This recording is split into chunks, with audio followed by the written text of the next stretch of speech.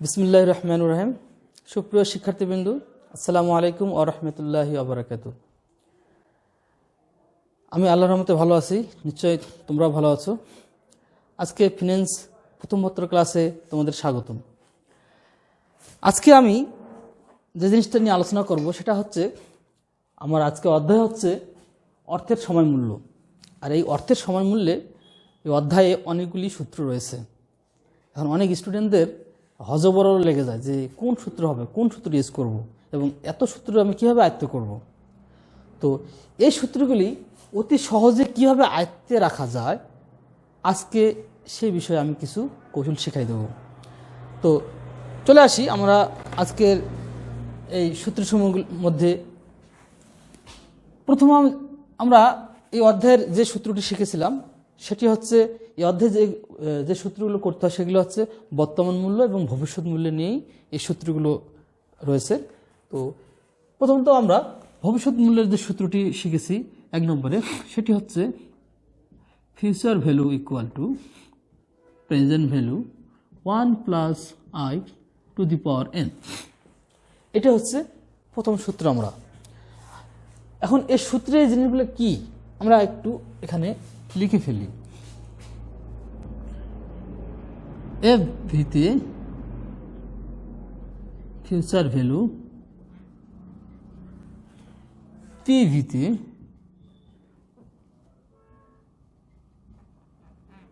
Present value,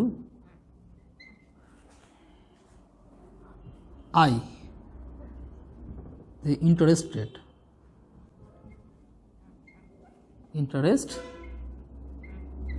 rate, আর n number of year. আমরা এর সম্পূর্ণ তথ্যগুলো পেয়ে গেলাম এখানে, যে এফ ভিতে কি, পি ভিতে কি, আইতে কি, এনতে কি। এখন এই সূত্রটি আমাদেরকে অবশ্যই এটা মনে রাখতে হবে। আমরা এখান থেকে অনেকগুলো সূত্র বার করব। কিভাবে আমরা এই অনেকগুলো সূত্র বার করব সেটা কৌশল আমরা দেখে নেব। এটা আমরা ফিউচার ভ্যালু সূত্র শিখে গেলাম, এখান থেকে আমরা প্রেজেন্ট ভ্যালু সূত্র বার করে নেব। এখন প্রেজেন্ট ভ্যালু সূত্র বার করে নিতে গেলে আমাদের ইকুয়াল আছে, ইকুয়ালের সামনে যেগুলো আছে সেগুলো পুরোটাকে এই সামনের দিকে নিয়ে আসবো। Present value 1 plus I to the power N equal to future value. Just এটা এদিকে দিলাম আর এটা এদিকে দিয়ে দিলাম। এখন এখানে এটা কি অবস্থা আছে, আমার পিভির সাথে অর্থাৎ প্রেজেন্ট ভ্যালুর সাথে আমাদের এটা গুণন অবস্থা আছে। এটাকে আমি ইকুয়ালের ওই পাশে দিলে কি হয়ে যায়, ভাগ হয়ে যায়। এখন আমরা present value equal F V 1 plus I to the power N, এটা ভাগ হয়ে আসলো। তার মানে কি দাঁড়াচ্ছে এখানে পিভি, তাহলে PV equal to FV divided by by 1 plus I to the power N. আমরা এই সূত্রটি পেয়ে গেলাম। এখন এটা হচ্ছে 2 নম্বর সূত্র, অর্থাৎ ফিউচার ভ্যালু থেকে আমরা প্রেজেন্ট ভ্যালু সূত্র বার করলাম, আবার প্রেজেন্ট ভ্যালু থেকে ফিউচার ভ্যালু সূত্র বাইর করা যাবে। এটা বার করতে পারলে এটা বার করতে পারবে, আর এটা থাকলে এটা বার করতে পারবে, কোনো সমস্যা নেই। অর্থাৎ একটা থেকে আরেকটা আমরা অতি সহজে বার করতে পারবো। তাহলে এখানে মূলত আমরা 2টা সূত্র পেয়ে গেলাম। শুধু এই সূত্রটি মনে রাখবো, এই সূত্রটি মনে রাখলেই আমরা এখান থেকে আরেকটি সূত্র বার করতে পারবো। এখন এখান থেকে আমি আরও কয়েকটা সূত্র বার করে ফেলবো। সেটা হচ্ছে, দেখো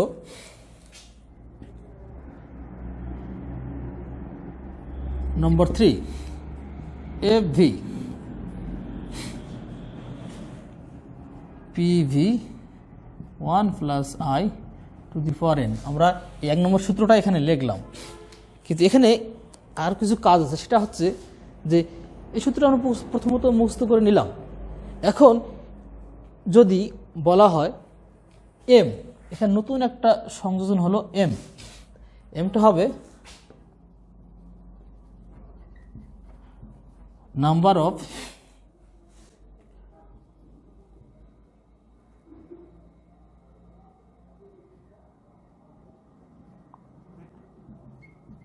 compounding or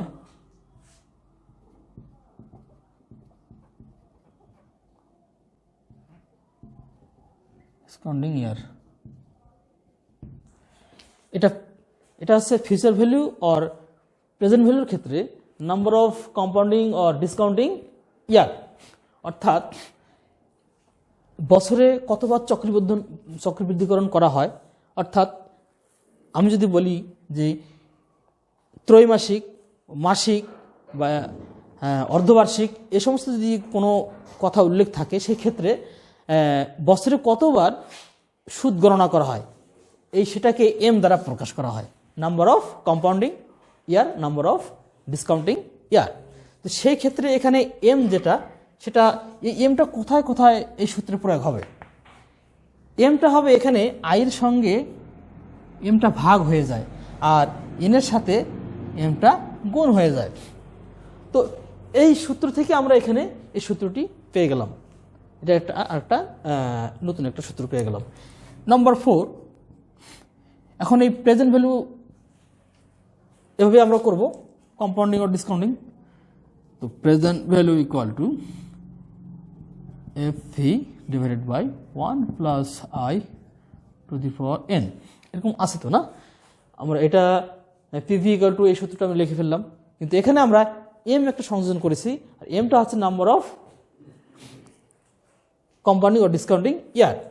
তো এখানে বছরে কতবার সূত্রটা গণনা করা হবে সেটাকে এম দ্বারা প্রকাশ করা হবে। যদি এরকম কোনো সূত্র এই কথা উল্লেখ থাকে যে হাফ ইয়ারলি, কোয়ার্টারলি, মান্থলি, সেক্ষেত্রে আমরা কি করব, ওই এম ইউজ করবো, আর এমটা হবে আয়ের সাথে ভাগ, আর এনের সাথে এমটা কি হবে, গুণ হয়ে যাবে। তাহলে আমরা এই একটি সূত্র থেকে এই চারটি সূত্র আমরা বার করে ফেললাম। তো সুপ্রিয় শিক্ষার্থীবৃন্দু, আমরা নিশ্চয়ই একটি সূত্র থেকে, এই একটি মাত্র সূত্র থেকে চারটি সূত্র সহজে আমরা আয়ত্তে নিতে পারবো। এবার আমরা 5 নম্বরে আসি, এটা আরেকটি সূত্র। এই 5 নম্বরটা হচ্ছে যে সূত্রটা হবে সেটা হচ্ছে অ্যানুইটি।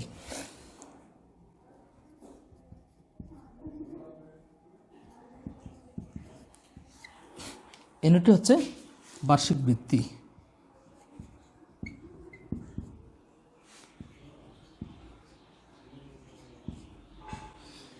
অ্যানুইটি অর্থ হচ্ছে বার্ষিক বৃত্তি, অর্থাৎ কিস্তিও বলা যেতে পারে। তো এর ক্ষেত্রে একটি জিনিস লক্ষ্য করা যায়, সেটি হচ্ছে 1 নম্বর আছে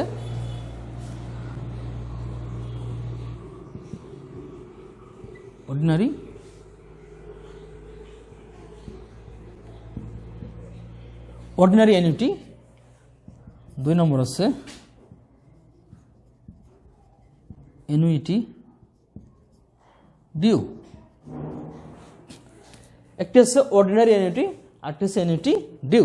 অর্থাৎ এটা সাধারণ অ্যানুইটি যেটা হচ্ছে, এটা হচ্ছে অর্ডিনারি অ্যানুইটি, আর এটা হচ্ছে অগ্রিম অ্যানুইটি যেটা বলা, সেটা হচ্ছে অ্যানুইটি ডিউ। তো এখানে এটাও প্রেজেন্ট ভ্যালু ফিউচার ভ্যালুর ক্ষেত্রে আসে, এটাও প্রেজেন্ট ভ্যালু এবং ফিউচার ভ্যালুর ক্ষেত্রে চলে আসে। তো আমরা এখানে 5 নম্বর যে সূত্রটি হবে সেটি আমাকে মনে রাখতে হবে, সেটি হচ্ছে future value equal to A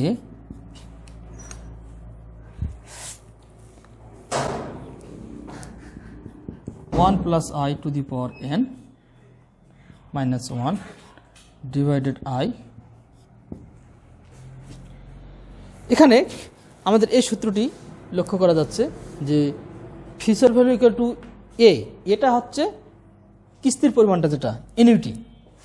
এখানে আমরা একটা জিনিস পেলাম A, এটা হচ্ছে অ্যানুইটি, অর্থাৎ কিস্তির পরিমাণ যেটা, সেটা কতটুকু করে কিস্তি দিলে ভবিষ্যতে একটা অ্যামাউন্ট পাওয়া যাবে, এরকম একটা সিচুয়েশনে এই অঙ্কটি ইউজ করা হয়, ব্যবহার করা হয়। এখানে A ইকুয়াল টু অ্যানুইটি। আচ্ছা, এখন আমরা future value equal to A into 1 plus I to the power n minus 1 divide by I, এটা হচ্ছে ফিউচার ভ্যালু। এই সূত্রটা আমাদেরকে আয়ত্তে নিয়ে আসতে হবে। 1 নম্বর এটা মনে রাখবো, সে থেকে আমরা 4টি সূত্র পেয়ে গেলাম। 5 নম্বর এই সূত্রটা আমরা মনে রাখবো, এখান থেকে বাকি সব সূত্রগুলো আমরা পেয়ে যাব। দেখো এখানে আমরা আগে একটু কথা বলে নিছি অর্ডারলি অ্যানুইটি অর্থাৎ সাধারণ ভিত্তি এবং অ্যানুইটি ডিউ অর্থাৎ অগ্রিম অ্যানুইটি। আমরা এই দুটো জিনিসের ক্ষেত্রে আমরা এই সূত্রটি প্রয়োগ করব। যদি এই সূত্রটি এই যে সূত্রটা আছে সেটা হচ্ছে অর্ডারলি অ্যানুইটি। এখন যদি বলা হয় যে অ্যানুইটি ডিউ, অ্যানুইটি ডিউর ক্ষেত্রে যে সূত্রটি প্রয়োগ হবে সেটা হচ্ছে future value annuity due equal to A 1 plus I to the power n minus 1 divided by I. এই সূত্রটা এখানে থাকবে, বাট এখানে আরেকটা জিনিস লাগবে। যদি ডিউ হয়ে থাকে তাহলে সেই ক্ষেত্রে 1 প্লাস আই এই জিনিসটা গুণ করে দিতে হবে, তাহলে এটা অ্যানুইটি ডিউ হয়ে যাবে।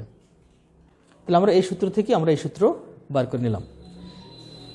এখন এখানে আরেকটা কথা আছে, সেক্ষেত্রে যদি এম অর্থাৎ নাম্বার অফ কম্পাউন্ডিং ও ডিসকাউন্টিং ইয়ার হয়ে থাকে, সেই ক্ষেত্রে এই অ্যানুইটির ক্ষেত্রে এই সূত্রগুলো আমাকে প্রয়োগ করতে পারি। সেটা হচ্ছে 6 নম্বর, ফিউচার ভ্যালু অ্যানুইটির ক্ষেত্রে যদি ওই কম্পাউন্ডিং ও ডিসকাউন্টিং থেকে থাকে তাহলে এ 1 plus I to the power n minus 1 divided I. এই তো এই সূত্রটা আমার এখানে লিখতে হবে। এখানে জাস্ট ওই এম এর কারণে আমাকে কি করতে হবে, এই আই এর নিচে এম কে ভাগ করতে হবে, আর এন এর সাথে এমটা কি করব, আমরা গুণন করব।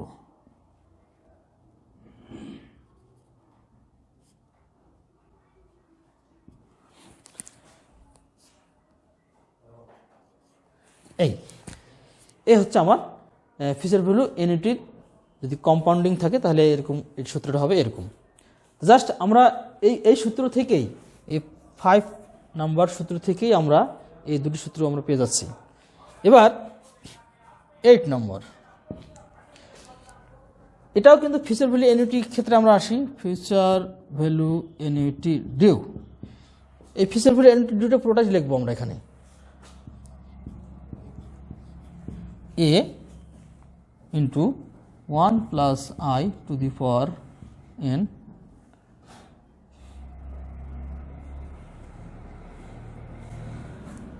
minus 1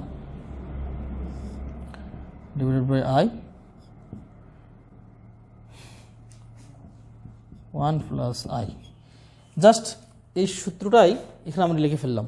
এখানে আমি বললাম যে অ্যানুইটি ডিউ, বাট এখানে নাম্বার অফ ইয়ার ডিসকাউন্টিং বা কম্পাউন্ডিং ইয়ার যদি থাকে সেই ক্ষেত্রে আমরা কি করব, এখানে এমটা ভাগ করে দেব আর এন এর সাথে এমটা গুণন করে দেব। আয়ের সাথে এম ভাগ, যেখানে আয় থাকবে সেখানে আমরা এমটা ভাগ করে দেব, আর যেখানে এন থাকবে সেখানে আমরা এমটা গুণ করে দেব। এখানে আয় আছে সেখানে তার নিচে আমরা এমটা ভাগ করে দেব। তাহলে এই হলো আমার সূত্র। অর্থাৎ আমরা একটু টেকনিক করলে মনে রাখতে পারবো যে আমরা এই সূত্রটা মনে রাখলাম। এখান থেকে আমরা কি কটা বার করলাম, 1 2 3টা, আরও 3টা, অর্থাৎ এখানে এই 4টে সূত্র হয়ে গেল। তাহলে আমার 8 নম্বর সিরিয়ালে চলে আসলো। অর্থাৎ আমি প্রথমে একটা সূত্র শিখেছি, ওখান থেকে মোট 3টে বার করছি, অর্থাৎ মোট 4টে হয়ে গেল। আর তারপরে 5 নম্বর শিখেছি, 5 নম্বর থেকে আরও 3টা, অর্থাৎ মোট 4 4 8টা শিখে গেলাম। তাহলে এখানে আমরা একটু একটা করে জিনিস অ্যাড করতে হচ্ছে, আর সূত্রটা চেঞ্জ হয়ে যাচ্ছে। তো এখন অ্যানুইটি এবং অর্ডারলি অ্যানুইটি এবং অ্যানুইটি ডিউ কখন আমরা প্রয়োগ করব। অর্থাৎ অর্ডারলি অ্যানুইটি যদি বলা হয় বা কিছু যদি বলা না থাকে যে এটা কি কিস্তিটা কি আগে পরিশোধ করা হচ্ছে বছরের শুরুতে নাকি শেষে, যদি শুরুতে বলা থাকে তাহলে এটা হচ্ছে অ্যানুইটি ডিউ। আর যদি বলা হয় যে শেষে, কিস্তিটি শেষে দেওয়া হয় বা শেষে প্রাপ্তি হয়ে থাকে, সেই ক্ষেত্রে আমরা অর্ডারলি অ্যানুইটি হবে। আর অর্ডারলি অ্যানুইটির ক্ষেত্রে আমরা ফিউচার ভ্যালু অ্যানুইটি, আর অ্যানুইটি ডিউর ক্ষেত্রে ফিউচার ভ্যালু অ্যানুইটি ডিউ লিখে আমরা এই সূত্রগুলো প্রয়োগ করব। আমরা অলরেডি 8টা সূত্র আমরা কমপ্লিট করে ফেললাম। এবার আমরা 9 নম্বরে আসি। 9 নম্বর এখানে যে সূত্রটি হবে, এই সূত্রটি মনে রাখলে আমরা এখান থেকে আর 4টি সূত্র বার করতে পারবো। এখান থেকে একটি সূত্র লিখবো, এটা মনে রাখবো, তাহলে আর 3টা অতিরিক্ত বার করতে পারবো। সেটা হচ্ছে প্রেজেন্ট ভ্যালু এনইউটি। যদি প্রেজেন্ট ভ্যালু এনইউটি হয় সেই ক্ষেত্রে সূত্রটা হবে a into 1 minus 1 plus i to the power n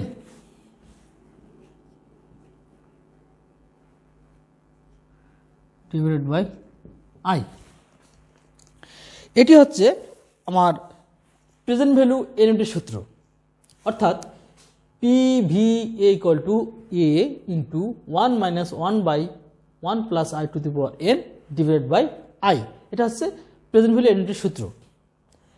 এখন এই সূত্রটা আমাকে মনে রাখতে হবে। যখন আমরা এর আগে 5 নম্বর সূত্রটা মনে রাখছিলাম, 5 নম্বর থেকে আমরা 8 নম্বর পর্যন্ত চলে আসছিলাম। এখন এখানে 9 নম্বরের সূত্রটা আবার আমরা মনে রাখবো। এখন এখান থেকে আমরা 12 নম্বর পর্যন্ত চলে যেতে পারবো।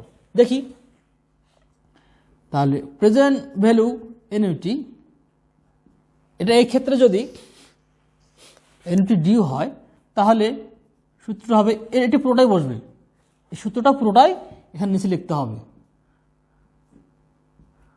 1 minus 1 plus i to the power n divided by i, এরকম লিখব। জাস্ট এই ডির কারণে এনইউটি ডিউ এর জন্য আমাদেরকে এক্সট্রা একটা জিনিস লিখতে হবে, সেটা 1 প্লাস i, এটা শুধু গুণন করে দিতে হবে। তাহলে আমরা প্রেজেন্ট ভ্যালু এনইউটি ডিউ এর সূত্রটা পেয়ে গেলাম। একই ওইটা শুধু একটুকু চেঞ্জ আছে, সেটা হচ্ছে 1 প্লাস i। এবার আমরা এখান থেকেই, এটা থেকেই আমরা প্রেজেন্ট ভ্যালু এনইউটি, তাহলে ওই সূত্রটা আমরা পুরোটাই লিখব। 1 minus 1 plus i to the power n divided by i। এই সূত্রটাই প্রথম সূত্রটা আবার লিখলাম। এখানে আরেকটি জিনিস চেঞ্জ করলেই আমরা আরেকটা সূত্র পেয়ে যাবো, সেটা হচ্ছে যে number of compounding discounting year, number of compounding or discounting year যদি থাকে, সেই ক্ষেত্রে আমরা এখানে বলতে পারে যে হাফ ইয়ারলি, কোয়ার্টারলি, মান্থলি, এ সমস্ত যদি বলে থাকে, তাহলে এখানে আমরা জাস্ট এই এমটা আমরা কোথায় ইউজ করব? যেখানে আই আছে সেখানে এমটা ভাগ করে দেব, যেখানে এন আছে সেখানে এমটা গুণন করে দেব। তাহলে এটা দিয়ে দিলাম গুণন করে, ভাগ করে। তাহলে আমার প্রেজেন্ট ভ্যালু এনইউটি যদি নাম্বার অফ কম্পাউন্ডিং ইয়ার হয় বা ডিসকাউন্টিং ইয়ার হয়, সেক্ষেত্রে আমরা এমটা গুণ করে দেবো আর এনের সাথে এবং আয়ের সাথে ভাগ করে দেবো। তাহলে এ present value annuity equal to 1, A plus 1 minus 1 by 1 plus I divided by M to the power M into N into M, আর I divided by I M হবে, আই ডিভাইড বাই এম। তো আমরা ওই সূত্র থেকে নিয়ে আসলাম, just I এর জায়গায় আমরা এম দিলাম এবং এন এর জায়গায় আমরা এম গুণন করে দিলাম, এইটুকু সেন্স। আরেকটি সেটি হচ্ছে যে 9, 10, 11, এবার আসলো আমরা 12 নম্বর। এক্ষেত্রে আমরা এখন এই 10 নম্বরের অঙ্কটা যা আছে তাই আমরা লিখে ফেলবো। এই 10 নম্বরে যা আছে তাই আমরা লিখে ফেললাম। এনইউটি ডিউ এ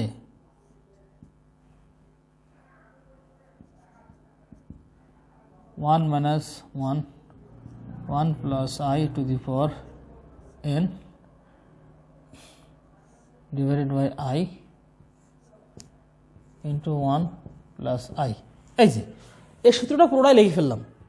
এখন এখানে যে কাজ হবে সেটা হচ্ছে, ওটা আবার যদি এম সংযুক্ত থাকে, number of compounding or discounting year যদি উল্লেখ থাকে, সেক্ষেত্রে আমরা এটা কী করবো, যে এমটা এর সাথে কী করবো, গুণ করব, আর যেখানে যেখানে আই আসছে সেখানে এমটা ভাগ করে দেব।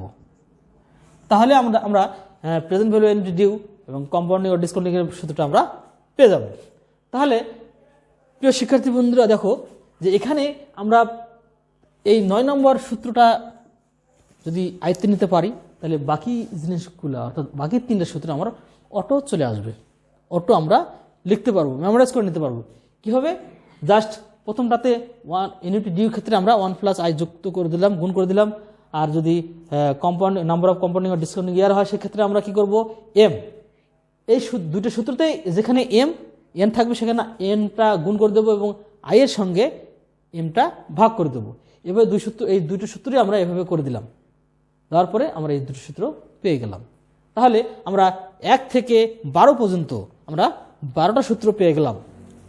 তো এই 12টা সূত্র মনে রাখতে আমাদের মূলত কটা সূত্র মনে রাখতে হবে, সেটা হচ্ছে যে 5 নম্বরটা, 9 নম্বরটা আর future value equal to present value 1 + i to the power n। এটা 1 নম্বর ছিল। তাহলে এই 1 নম্বরটা যদি আমরা মনে রাখতে পারি তাহলে এখান থেকে 4টে সূত্র আসতেছে, 5 নম্বর থেকে 4টে সূত্র আসতেছে এবং 9 নম্বর থেকে 4টে সূত্র আসতেছে। তাহলে 3 × 4 = 12। আমরা এই 3টে সূত্র মনে রাখবো, তো 3 × 4 = 12টা সূত্র আমরা বাইর করতে পারবো। তো একটু টেকনিক জানতে হবে। তো এবার আমি বলে দিতে চাই, সেটা হচ্ছে যে বিবিএস ডিগ্রি প্রথম বর্ষে যারা স্টুডেন্ট আছো, তোমাদের এই অঙ্কগুলি সাধারণত ইংলিশে আসে, বাংলায় আসে না। আমরা এতদিন যাবত যে অঙ্কগুলো করলাম, যে এই গত ক্লাসগুলোতে যে আমরা অঙ্ক করছি সেটা বাংলা করছি, আর এখানে যে অঙ্ক আছে সেটা সব ইংলিশে তোমাদের আসবে। তো ইংলিশে অঙ্ক আসার ক্ষেত্রে তোমাদের কিছু কিছু অঙ্ক আসবে 2 মার্কসের, 4 মার্কসের, আর কিছু অঙ্ক আসবে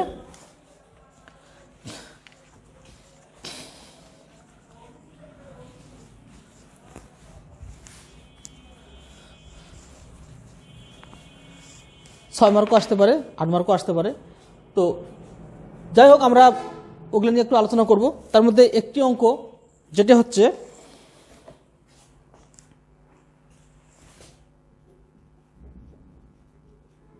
calculate the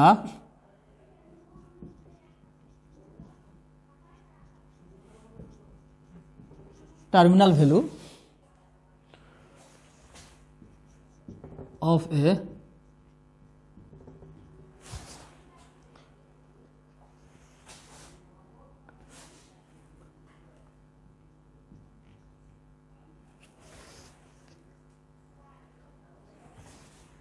single deposit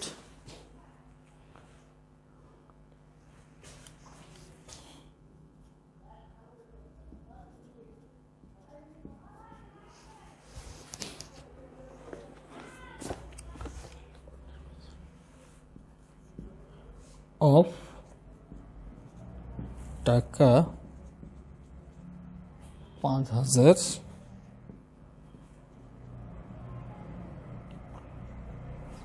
for 5 years at 10% interest rate.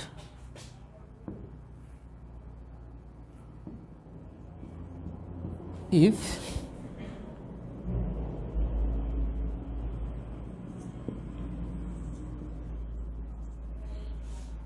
bank pays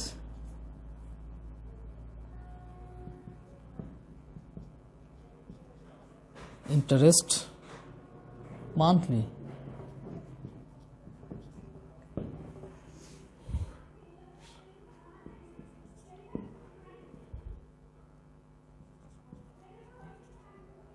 bank pays interest yearly। এখন বলা হচ্ছে যে ক্যালকুলেট দ্য টার্মিনাল ভ্যালু। এখানে টার্মিনাল, এই টার্মিনাল অর্থটা কি? এখানে কিছু কিছু অঙ্ক আছে প্রিয় শিক্ষার্থীবৃন্দ, আমি ডিগ্রি স্টুডেন্টদের বলতেছি যে তোমাদের ইংলিশে এরকম অঙ্ক থাকবে, আর ইংলিশে এই অঙ্কগুলো থাকলে কিছু কিছু টার্ম আর কি, এই অঙ্কগুলো এই ইংলিশে টার্ম আছে, সেগুলো তোমাদের জানতে হবে যে এর অর্থটা কি। তো এখানে বলা আছে calculate the terminal value. Terminal value অর্থ হচ্ছে যে ভবিষ্যৎ মূল্য। এখানে ফিউচার ভ্যালু লেখা থাকতে পারতো, কিন্তু এখানে টার্মিনাল ভ্যালু দেওয়া হয়েছে। এটা বুঝে নিতে হবে যে এটা ভবিষ্যৎ মূল্য বার করতে বলছে। Calculate the terminal value of a single deposit of টাকা 5,000 for 5 years at 10% interest. If যদি ব্যাংক পে করে ইন্টারেস্ট মান্থলি যদি ব্যাংক ইন্টারেস্ট পে করে তাহলে আমার কত আসবে?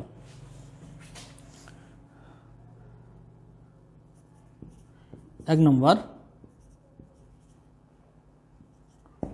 আমরা জানি যে এটা কি হচ্ছে, এটা আমরা ভবিষ্যৎ মূল্য বার করতে বলছে, আমরা বুঝতে পারতেছি।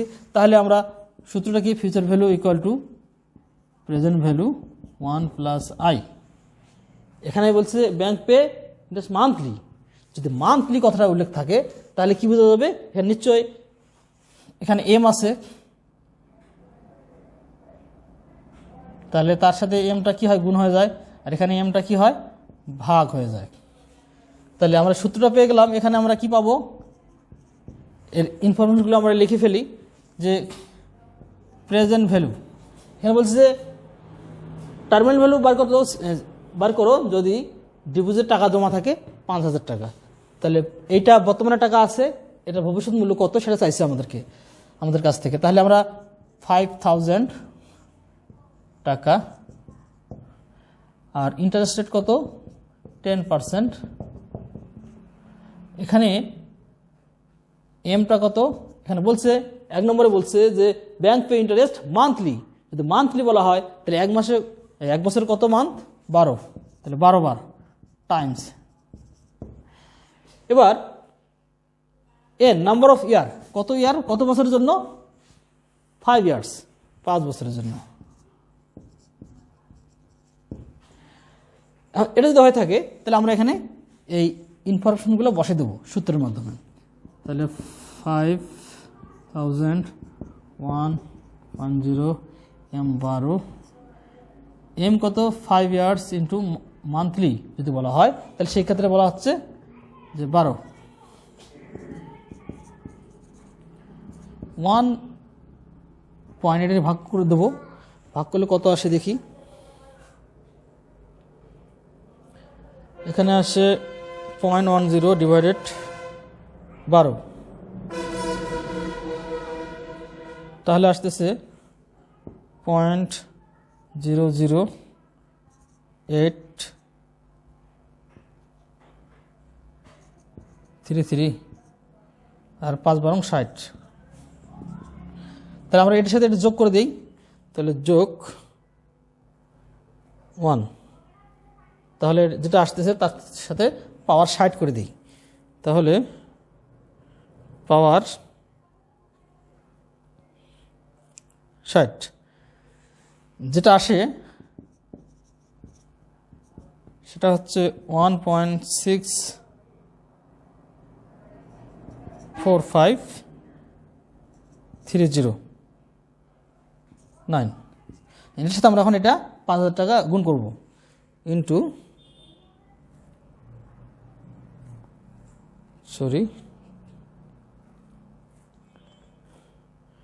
1.64539 ইন্টু 5,000, তাহলে চলে আসতেছে 8,226.545। এটা আসতেছে টার্মিনাল ভ্যালু। তাহলে প্রিয় শিক্ষার্থীবৃন্দ, আমার এখানে ফিউচার ভ্যালু কত আসলো, 8,226.545 টাকা। তাহলে এটা আমরা কি আসলো, ফিউচার ভ্যালু আসলো। আমাদের এরকম এটা বার করে ফেলবো। এটা কি আছে, ব্যাংক পেস ইন্টারেস্ট ইয়ারলি, যদি ইয়ারলি বলা হয় তাহলে প্রতি বছরে যদি বলা তাহলে আমার এখানে এম লেখার কোনো প্রয়োজনই নেই, কেননা বছরে একবারই হয়, তাহলে শুধু 5 years হবে। তাহলে যেটা 5 years দিয়ে আমরা যে ক্যালকুলেশন করব সেটাই অঙ্ক হয়ে যাবে আমাদের। তো প্রিয় শিক্ষার্থীবৃন্দ, আমরা আরও কিছু এই অধ্যায়ের তোমাদের ইংলিশের কিছু অঙ্ক করাবো, বিশেষ করে ডিগ্রি দিয়ে স্টুডেন্টদের জন্য। তো আরেকটা ক্লাস আমরা নেব, নিয়ে আমরা এই অধ্যায় মূলত শেষ করে দেবো। তো এরপরে অঙ্কটা আমরা এইভাবে করে ফেলবো। ঠিক আছে শিক্ষার্থীবৃন্দ, আজকে এখানে ইতি টানতেছি। আসসালামু আলাইকুম ওয়া রাহমাতুল্লাহি ওয়া বারাকাতুহু।